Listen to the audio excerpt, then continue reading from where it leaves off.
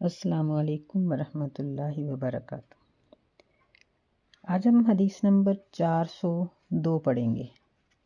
نحمدہ ونصلی علی رسولہ الکریم، اما بعد فاعوذ باللہ من الشیطان الرجیم، بسم اللہ الرحمن الرحیم۔ باب صلاۃ الاستسقاء، بارش طلب کرنے کی نماز کا باب۔ استسقاء کا معنی ہوتا ہے پانی طلب کرنا، یعنی ایسا پانی جو پینے کے قابل ہو، یعنی بارش کا پانی۔ تو نبی صلی اللہ علیہ وسلم کی سنت سے یہ بات ثابت ہے کہ جب بارش رکی ہوئی ہو تو اس کے لیے دعا کی جائے، اور اس کے 3 طریقے ہیں، ایک ادنا، ایک اوسط اور ایک اعلیٰ۔ ادنا یہ ہے کہ صرف دعا کر دی جائے، اوسط یہ ہے کہ نماز میں بارش کی دعا کی جائے، اور اعلیٰ یہ ہے کہ کسی کھلے میدان میں، یعنی عید کے میدان میں یا کسی کھلے میدان میں نکل کر 2 رکعت بھی پڑھی جائیں اور دعا بھی کی جائے۔ یہ تینوں چیزیں نبی صلی اللہ علیہ وسلم سے ثابت ہیں۔ عن ابن عباس رضی اللہ تعالی عنہما، سیدنا ابن عباس رضی اللہ تعالی عنہما سے روایت ہے، قال، وہ کہتے ہیں، خرج النبی صلی اللہ علیہ وسلم، نبی صلی اللہ علیہ وسلم نماز استسقاء کے لیے نکلے، متواضعاً، بڑی تواضع کے ساتھ، یعنی جھکے ہوئے، متبذلاً، سادہ لباس میں، یعنی عام جو لباس تھا آپ کا اسی میں، جس طرح ہم عید یا کسی اور کہیں جانے کے لیے کپڑے بدلتے ہیں، ایسے نہیں، بلکہ جو پہنے ہوئے تھے انہی کپڑوں میں، متخشعاً، خشوع کرتے ہوئے، یعنی اللہ تعالیٰ سے ڈرتے ہوئے، جھکتے ہوئے، مترسلاً، ڈھیلے ڈھالے، یعنی زاری کرتے ہوئے۔ مطلب یہ ہے کہ یہ لفظ غرور اور تکبر کے خلاف ہے، یعنی اس طرح نبی علیہ السلام جا رہے تھے کہ جس طرح ایک پریشان حال بندہ چلتا ہے تو اس کی چال اور اس کی ڈیل ڈول سے پتہ چلتا ہے کہ یہ پریشان ہے۔ متضرعاً، عاجزی کرتے ہوئے، تضرع کرتے ہوئے، یعنی گڑ گڑاتے ہوئے اللہ تعالیٰ کے سامنے دستے سوال، جس طرح یعنی کوئی شخص کسی سے کچھ مانگنے کے لیے جاتا ہے تو جو اس کی کیفیت ہوتی ہے، آپ اس حالت میں نکلے۔ فصلی رکعتین، آپ نے 2 رکعتیں پڑھائیں، کما یصلی فی العید، جس طرح آپ عید میں پڑھاتے تھے۔ لم یخطب خطبتکم ھذہ، آپ نے اس کے بعد تمہارے عام خطبہ کی طرح خطاب نہیں کیا۔ رواہ الخمسہ، اسے خمسہ نے روایت کیا ہے، وصححہ الترمذی، اور اسے ترمذی نے صحیح کہا ہے، اور ابو عوانہ نے اور ابن حبان نے۔ تو اس حدیث سے ہمیں یہ بات معلوم ہوتی ہے کہ استسقاء کا پڑھنا نبی صلی اللہ علیہ وسلم سے ثابت ہے، یعنی جب بارش کا قحط ہو تو اس وقت یا تو عام طریقے سے دعا کر دی جائے، یا پھر فرض نماز کے بعد جب یعنی باجماعت طریقے سے ادا کی جائے، یا پھر یہ ہے کہ کسی میدان میں نکل جایا جائے اور وہاں جا کر دعا کی جائے۔ اور پھر نبی صلی اللہ علیہ وسلم سے یہ بات بھی ثابت ہے کہ آپ نے استسقاء کے بعد خطبہ ارشاد فرمایا، اور ایک طریقہ نبی علیہ السلام سے یہ بھی ثابت ہے کہ آپ جمعہ کا خطبہ ارشاد فرما رہے تھے تو اس دوران ایک صحابی نے آ کر بارش کی قلت کی بات کی، تو آپ نے وہی ممبر پر کھڑے کھڑے دعا کی، اور اللہ تعالیٰ نے آپ کی دعا فوراً قبول فرمائی کہ فوراً بارش شروع ہو گئی، اور مسلسل اگلے جمعہ تک بارش جاری رہی۔ اس حدیث سے یہ بات بھی ہمیں معلوم ہوئی ہے کہ نماز استسقاء نماز عید کی طرح ادا کی جائے گی، یعنی بعض کے نزدیک، ابن عباس ہیں اور بعض اس طرح کے صحابہ کے نزدیک یہ بات ہے کہ استسقاء کی پہلی رکعت میں 7 اور دوسری میں 5 تکبیریں عید کی طرح ہی کہی جائیں گی، لیکن بعض لوگوں نے اس بات کو ضعیف سند سے ذکر کیا۔ تو نماز استسقاء کا خطبہ مختصر ہوگا لیکن جامع ہوگا۔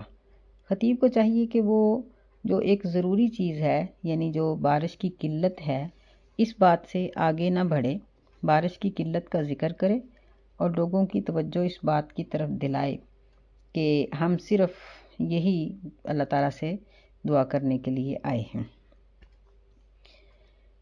تو یعنی اس طرح مسلمان کو اس بات کی رغبت دلائی گئی ہے کہ اس کے اوپر کوئی بھی مشکل آئے، کوئی بھی پریشانی آئے تو وہ اپنی اس مشکل اور پریشانی میں اللہ تعالیٰ سے ہی دعا کرے۔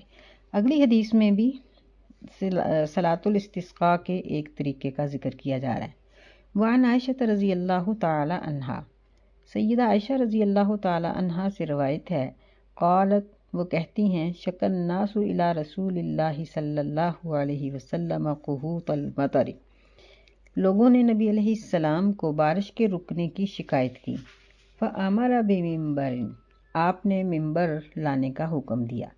فوضع له فی المصلی، ممبر کو عیدگاہ میں رکھا گیا، یعنی نماز کی جگہ پر رکھا گیا۔ ووعد الناس یوما، اور لوگوں کو ایک دن کا وعدہ دیا گیا، یخرجون فیہ، کہ لوگ اس دن میں نکلیں۔ فخرج، نبی صلی اللہ علیہ وسلم خود بھی نکلے، حین بدا حاجب الشمس، جب سورج کا کنارہ ظاہر ہو چکا تھا، یعنی نماز عید کے وقت میں ہی اسی ٹائم پر آپ نکلے۔ فقعد علی المنبر، آپ ممبر پر بیٹھے۔ فکبر، آپ نے اللہ اکبر کہا۔ وحمد اللہ، اور اللہ کی تعریف بیان کی۔ ثم قال، پھر آپ نے فرمایا، انکم شکوتم جدب دیارکم، بے شک تم نے اپنے گھروں کے خشک ہو جانے کی شکایت کی تھی۔ وقد امرکم اللہ ان تدعوا، اور تمہیں اللہ نے یہ حکم دیا ہے کہ تم مشکل کے وقت میں اسی کو پکارو، یعنی ہر وقت میں اسی کو پکارو۔ ووعدکم ان یستجیب لکم، اور اللہ نے تم سے یہ وعدہ کیا ہے کہ وہ تمہاری بات کو قبول فرمائے گا۔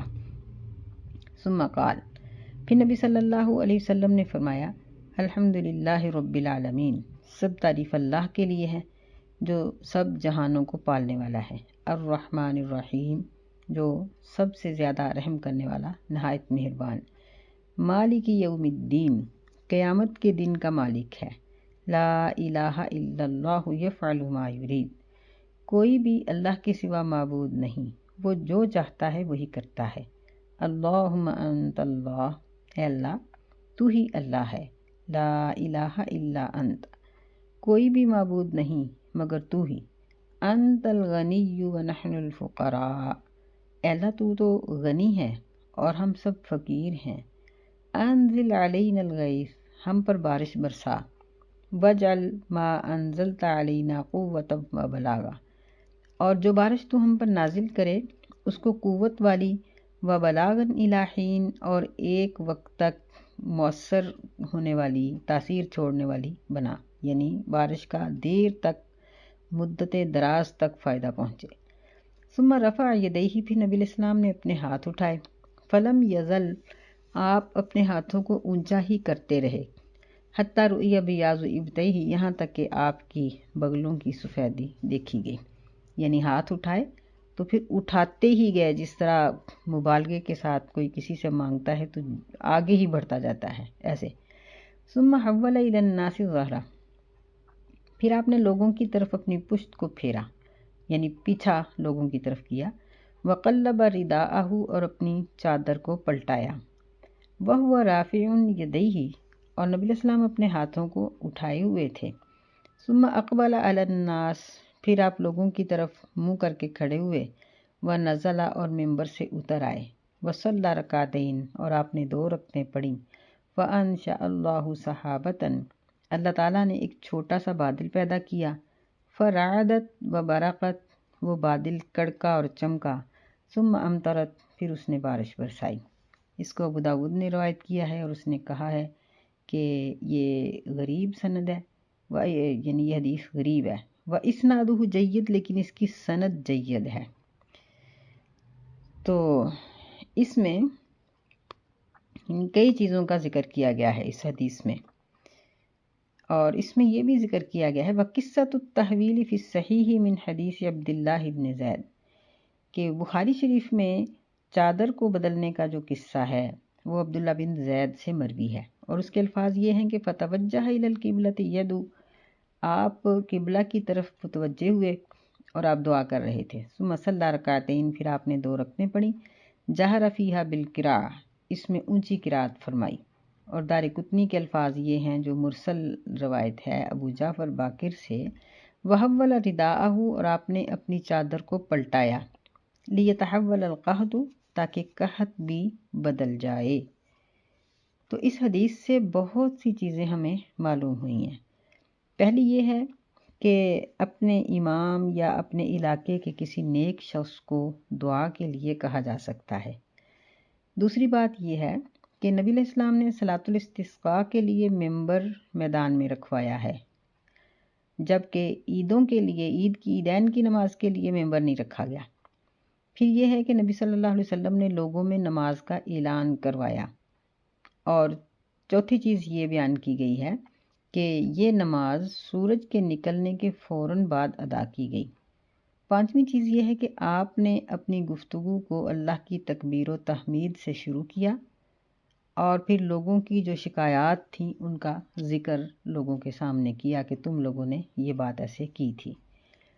چھٹی بات یہ ہے کہ پھر آپ نے اللہ تعالیٰ کی حمد و ثنا اس طریقے سے بیان کی ہے جس میں بہت عاجزی اور انکساری ہے، یعنی پہلے سورہ فاتحہ کی چند آیات ہیں، پھر اس کے بعد لا الہ الا انتا سے آخر تک، اور پھر ساتویں بات اس حدیث میں یہ ذکر کی گئی ہے کہ آپ نے اپنے ہاتھ اٹھا کر دعا کی ہے، اور ہاتھ اٹھائے ہیں اور بہت ہی اونچے اٹھائے ہیں۔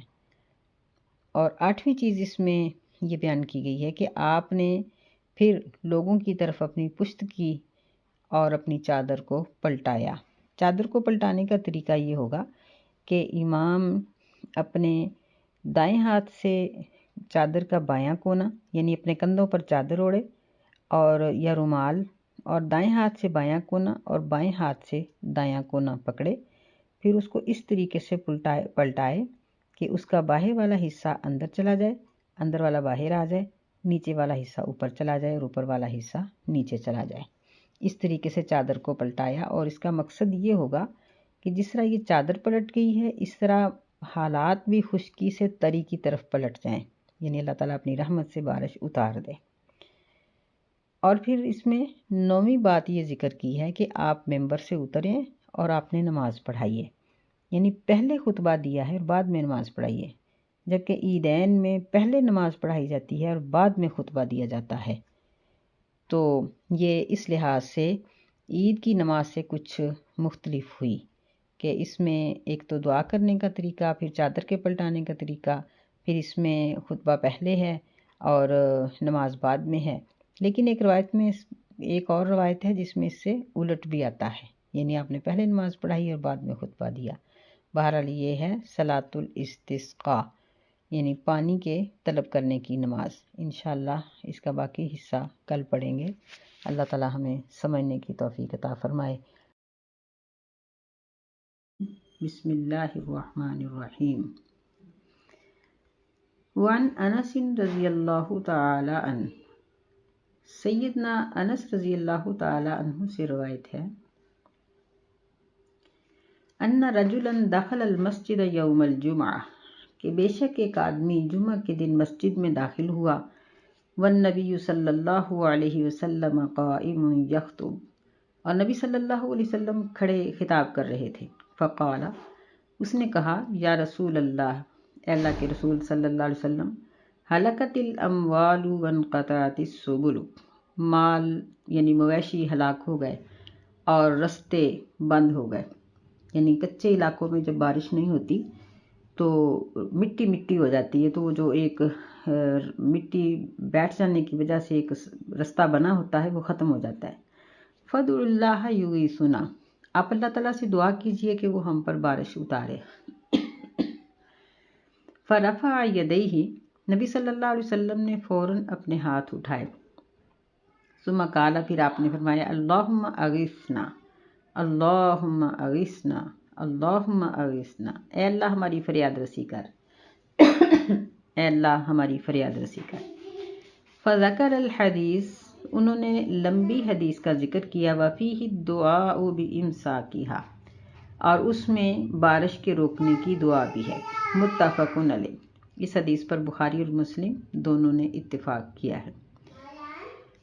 تو اس حدیث سے ہمیں یہ بات معلوم ہوتی ہے کہ انبیاء علیہم السلام اور نبی صلی اللہ علیہ وسلم خود بھی سب براہ راست اللہ سے ہی طلب کرتے تھے، کسی اور کو درمیان میں واسطہ نہیں بناتے تھے، نہ وہ کسی اور سے مانگتے تھے۔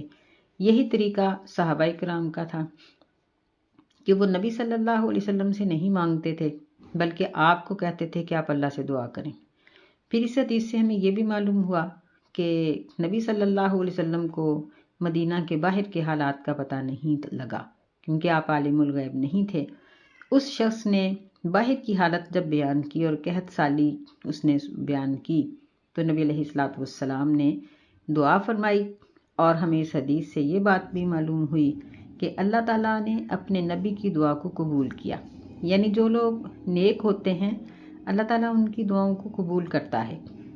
اور یہاں ہمیں یہ بات بھی معلوم ہوئی ہے کہ یہ نبی صلی اللہ علیہ وسلم نے صرف دعا فرمائی ہے، نہ آپ نے نماز پڑھائی نہ کوئی اور، صرف دعا ہی فرمائی۔ تو اگر اس سلسلے کی تمام روایات کو سامنے رکھا جائے تو معلوم ہوتا ہے کہ نبی علیہ الصلوۃ والسلام کی زندگی میں 6 مرتبہ بارش کی دعا مختلف اوقات میں کی گئی۔ ایک تو یہ تھا کہ آپ لوگوں کو عیدگاہ کی طرف لے گئے، نماز پڑھائی، خطبہ دیا اور دعا کی۔ دوسری مرتبہ یہ ہوا کہ آپ نے خطبہ جمعہ کے دوران ہی ممبر پر کھڑے کھڑے دعا فرمائی۔ ایک مرتبہ آپ نے باقاعدہ ممبر منگوایا اور اس پر بیٹھ کر دعا فرمائی، اور چوتھا طریقہ یہ تھا کہ آپ نے نماز سے فارغ ہو کر سب لوگوں کے درمیان بارش کی اجتماعی دعا کی۔ پانچواں طریقہ یہ تھا کہ آپ نے آبادی سے باہر نکل کر احجار الزیت مقام پر جا کر صرف دعا کرائی نماز کے بغیر۔ اور چھٹا طریقہ آپ سے یہ مروی ہے کہ آپ نے جنگ کے دوران بارش کی دعا کی۔ تو ان سب طریقوں میں سے کسی بھی طریقے سے بارش کی دعا کی جا سکتی ہے۔ وعنہ رضی اللہ تعالیٰ عنہ، انہی سے روایت ہے، ان عمر رضی اللہ تعالیٰ عنہ کان اذا قحط استسقى بالعباس ابن عبد المطلب، کہ بے شک عمر رضی اللہ تعالیٰ عنہ کے زمانے میں جب قحط پڑا، یعنی جب وہ قحط میں مبتلا ہوئے، تو انہوں نے عباس بن عبد المطلب رضی اللہ تعالیٰ عنہ کو دعا کا کہا، یعنی ان سے بارش کی دعا کروائی۔ استسقا بالعباس، عباس بن عبد المطلب رضی اللہ تعالیٰ عنہ سے بارش کی دعا کرائی۔ اور عمر رضی اللہ تعالیٰ عنہ کہنے لگے کہ وقالا اللہم انا کنا نستسقی الیک بنبینا فتسقینا، اے اللہ ہم تیرے نبی کے ذریعے سے، تیرے نبی کی زبان سے دعا پانی کی طلب کی کیا کرتے تھے تو ہمیں پانی پلا دیا کرتا تھا۔ وَإِنَّا نَتَوَسَّلُ إِلَيْكَ بِعَمِّ نَبِيِّنَا فَاسْقِنَا، اب ہم نبی صلی اللہ علیہ وسلم کے چچا کو بطور وسیلہ لائے ہیں، بس ہمیں پلا دے۔ فَيُسْقَوْنَ، تو ان کو بارش پلا دی گئی، پانی پلا دیا گیا۔ اب بعض لوگ یہاں سے وسیلہ کا جواز لیتے ہیں، حالانکہ یہ وسیلہ کا جواز نہیں ملتا۔ اگر یہاں وسیلہ بنانے کی اجازت ہوتی تو پھر عباس بن عبد المطلب رضی اللہ عنہ کو لانے کی ضرورت نہیں تھی۔ نبی صلی اللہ علیہ وسلم کا زمانہ قریب تھا، مدینہ کے اندر یہ دعا کی جا رہی تھی، اور صحابہ کرام ویسے ہی کہہ دیتے کہ یہ ہمارے نبی پڑے ہیں تو ان کے وسیلے سے ہمیں بارش دے دے۔ نہیں، بلکہ اس حدیث سے ہمیں یہ معلوم ہوتا ہے کہ زندہ نیک شخص سے دعا کرائی جا سکتی ہے، لیکن اگر وہ موجود نہیں ہے تو پھر بالغیب اس کا واسطہ دے کر دعا نہیں کرائی جا سکتی کہ ہمارے درمیان فلاں عالم موجود ہیں یا فلاں امام موجود ہیں یا فلاں نبی آئے تھے تو اس کی وجہ سے ہمیں یہ چیز عطا کر دے۔ نہیں، بلکہ اگر وہ موجود ہے نیک شخص تو اس سے دعا کروائی جا سکتی ہے، اور اگر وہ موجود نہیں تو پھر نہیں۔ اور تاریخ میں یہ الفاظ بھی آتے ہیں کہ جب یہ دعا عمر رضی اللہ تعالیٰ عنہ کر چکے تو پھر سیدنا عباس رضی اللہ تعالیٰ عنہ نے اللہ تعالیٰ سے درخواست کی اور وہیں کھڑے کہنے لگے کہ اللہ، ساری مصیبتیں اور بلائیں اور گناہوں کے سبب سے ہی اترتی ہیں اور توبہ کے بغیر دور نہیں ہوتی۔ اب یہ لوگ مجھے تیرے پاس دعا کرنے کے لیے لے کے آئے ہیں تو اللہ، ہمارے ہاتھ گناہوں سے لبریز ہیں، لیکن ہم تیری جناب میں توبہ کے لیے کھڑے ہیں، تو ہماری توبہ کو قبول فرما لے اور ہم پر بارش برسا دے۔ تو جب انہوں نے یہ بات کہی تو اللہ تعالیٰ نے بڑے بڑے بادل ان کے اوپر نمودار کر دیے، کیونکہ یہ قحط کا زمانہ تھا اور یہ بہت ہی مشکل تھا کہ سیدنا عمر رضی اللہ عنہ کے دور خلافت میں یہ حالات ایسے تھے قحط کے کہ آپ کو اس سے زیادہ اور کسی چیز کی پریشانی نہیں ہوئی، تو اللہ تعالیٰ نے فوراً ان کے اوپر بادل جو تھے وہ نمودار کیے اور بارش جو تھی یہ نازل ہو گئی۔ تو اس حدیث سے یہ بات بالکل واضح نظر آ رہی ہے کہ سیدنا عمر رضی اللہ تعالیٰ عنہ نے بھی تواضع اور انکساری کے ساتھ دعا کی، اور سیدنا عباس رضی اللہ تعالیٰ عنہ نے بھی تواضع اور انکساری کے ساتھ دعا کی، تو اللہ تعالیٰ نے ان کی دعا کو قبول فرمایا۔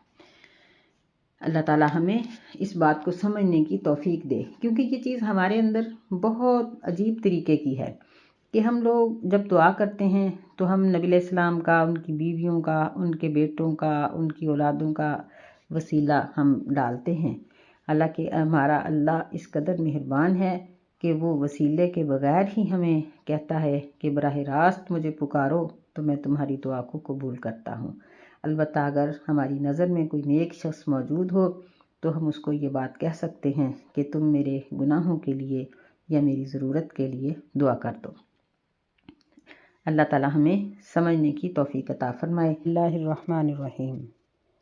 آج ہم حدیث نمبر 406 پڑھیں گے۔ وعنہ رضی اللہ تعالی عنہ، انہی سے روایت ہے رضی اللہ تعالی عنہ، قال، وہ کہتے ہیں، اصابنا ونحن مع رسول اللہ صلی اللہ علیہ وسلم مطرن، اصابنا مطرن، ہمیں بارش پہنچی اس طرح سے کہ ہم نبی صلی اللہ علیہ وسلم کے ساتھ تھے، یعنی ہم بارش کی لپیٹ میں آ گئے۔ قال، راوی کہتے ہیں، فحسر ثوبہ، نبی صلی اللہ علیہ وسلم نے اپنے بدن اطہر سے کپڑا اٹھایا، حتی اصابہ من المطر، یہاں تک کہ آپ کے جسم اطہر پر بارش کا پانی پہنچا۔ وقال انہ حدیث عہد بربہ، اور آپ نے فرمایا کہ یہ اپنے رب کے پاس سے نئی نئی آئی ہے۔ رواہ مسلم، اسے امام مسلم رحمۃ اللہ علیہ نے روایت کیا ہے۔ تو اس حدیث سے ہمیں ایک مسئلہ یہ معلوم ہوا کہ بارش کے پانی میں نہانا یہ اچھی بات ہے، یعنی اگر موسم اچھا ہو تو بارش کا پانی پاکیزہ ہوتا ہے، اسے نہایا بھی جا سکتا ہے، اسے وضو بھی کیا جا سکتا ہے، اور اگر وہ براہ راست آسمان سے بارش پڑ رہی ہے تو اس کو پیا بھی جا سکتا ہے، بلکہ اس میں بہت سے فوائد ہیں، بعض اوقات اس میں بعض بیماریوں کی شفا بھی ہوتی ہے اللہ کے حکم سے۔ دوسری بات یہ معلوم ہوئی کہ مرد کا جسم عورت کے جسم کی طرح سارا جسم سطر نہیں ہے، بلکہ پیٹ سے لے کر گھٹنوں تک اس کا جسم سطر ہے، کندھے اور پنڈلیاں اور بازو یہ مردوں کے سامنے ننگا کر سکتا ہے۔ تیسرا مسئلہ اس سے یہ معلوم ہوا کہ آپ نے فرمایا انہ حدیث عہد بربہ، یعنی اس کا مطلب یہ تھا کہ وہ بارش کہیں عذاب کے طور پر برس کر نہیں آئی تھی، بلکہ وہ بادل پیدا ہوئے تھے اور اللہ تعالیٰ نے بارش یہ برسائی تھی، یعنی وہ اللہ تعالیٰ کی طرف سے نئی نئی ہی نازل ہوئی تھی، کسی قوم کے اوپر وہ بطور عذاب برس کر نہیں آئی تھی، تو اس لیے نبی صلی اللہ علیہ وسلم نے اس کی خیر و برکت کو حاصل کرنے کے لیے اپنے جسم سے کپڑا اٹھایا۔ اور یہاں یہ بات بھی ہمیں معلوم ہوئی کہ جن چیزوں کے اندر خیر و برکت ہوتی ہے، جن کی خیر و برکت قرآن اور حدیث سے ثابت ہے، ان کو حاصل کرنا جائز ہے۔ وعن عائشہ رضی اللہ تعالی عنہا، سیدہ عائشہ رضی اللہ تعالی عنہا روایت کرتی ہیں، ان النبی صلی اللہ علیہ وسلم کان اذا رأى المطر، کہ بے شک نبی صلی اللہ علیہ وسلم جب بارش کو دیکھتے تو فرماتے، اللہم صیبا نافعا، اے اللہ اس کو منافع بخش، نفع بخش بنا دے، اور اس کو یعنی ایک مدت تک اس کا نفع قائم رہے۔ اللہم صیبا یعنی اس کو نفع یاب کر دے، نافعاً اور اسے فائدہ مند کر دے، ایسے بھی اس کا ترجمہ کیا جا سکتا ہے۔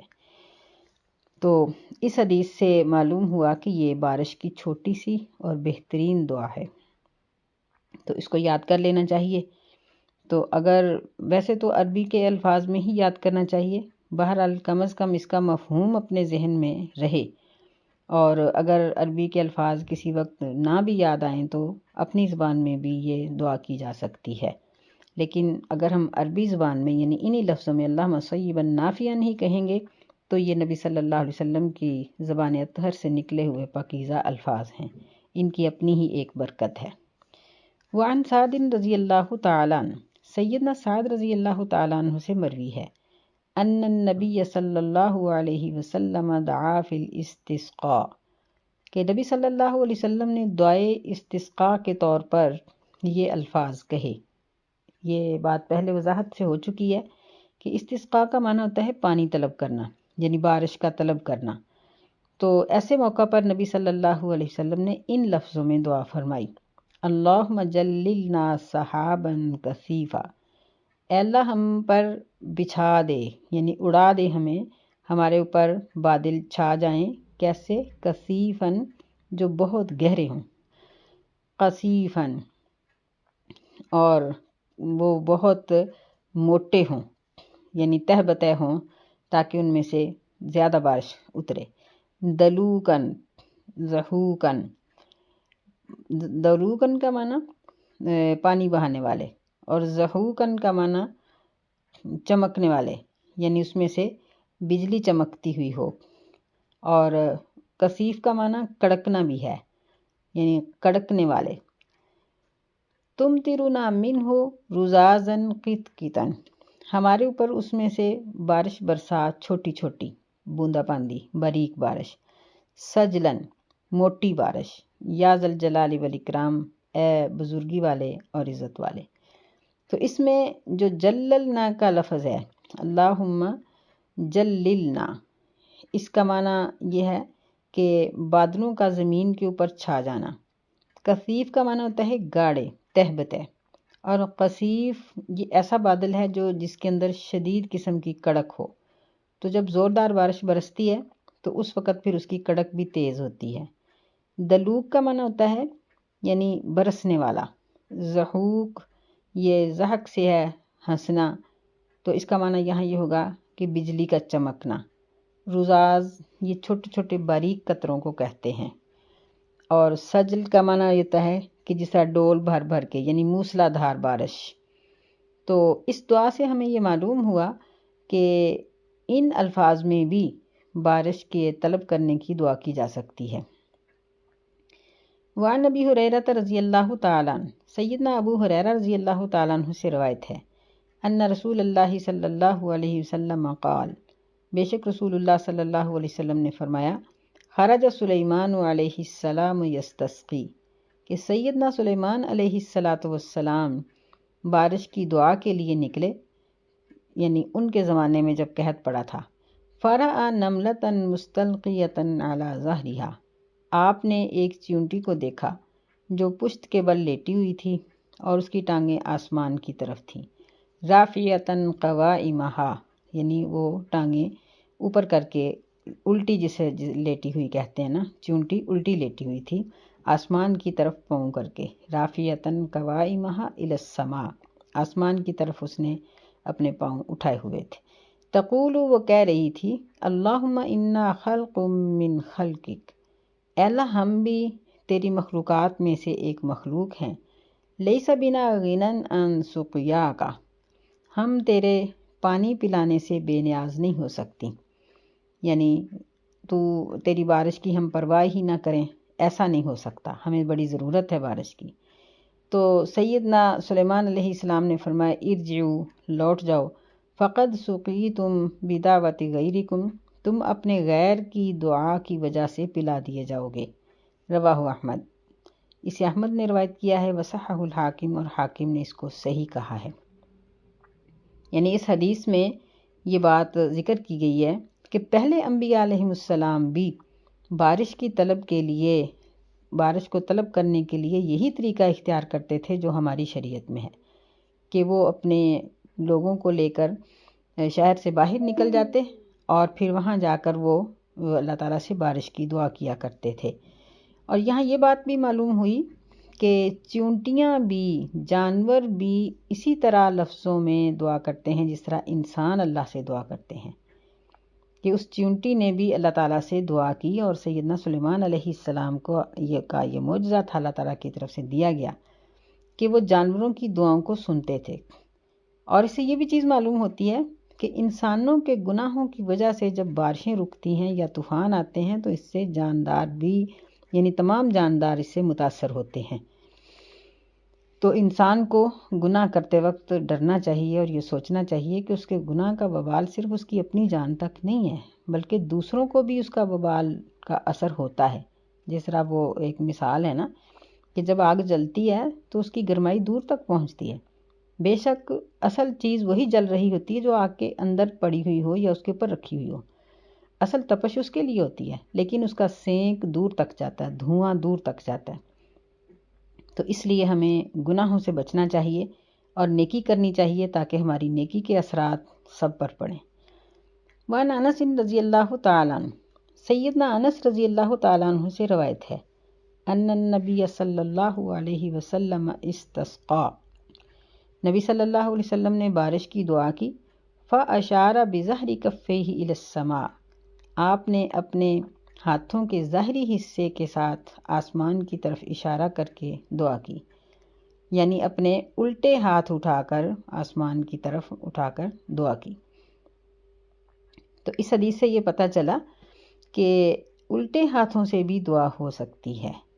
عام طور پر جو دعا کی جاتی ہے وہ سیدھے ہاتھوں سے ہی ہوتی ہے، تو علماء حدیث اس کی وضاحت یہ کرتے ہیں کہ جب رحمت کی دعا کرنی ہو تو پھر سیدھے ہاتھوں سے کی جاتی ہے، جب کسی مصیبت کو ٹالنے کے لیے دعا کی جائے تو پھر الٹے ہاتھوں سے دعا کی جاتی ہے، کہ یعنی ہاتھوں کی پشت آسمان کی طرف اٹھا کے، اور جب دعا ختم ہو تو پھر ہاتھوں کو الٹا کر اپنے منہ پر پھیر لیا جائے، اور اس وقت تصور یہ کیا جائے کہ جس طرح ہاتھ الٹ گئے ہیں اس طرح اللہ تعالیٰ حالات کو بھی الٹا دے، یعنی ہاتھوں کے الٹنے کی طرح حالات بھی الٹ جائیں، اگر خشکی ہے تو بارش آ جائے، اگر مصیبت ہے تو آسانی آ جائے۔ تو یہ بھی ایک بہترین طریقہ ہے دعا کرنے کا۔ اللہ تعالیٰ ہمیں احادیث کو سمجھنے کی اور ان پر عمل کرنے کی توفیق عطا فرمائے، آمین۔ السلام علیکم ورحمۃ اللہ وبرکاتہ۔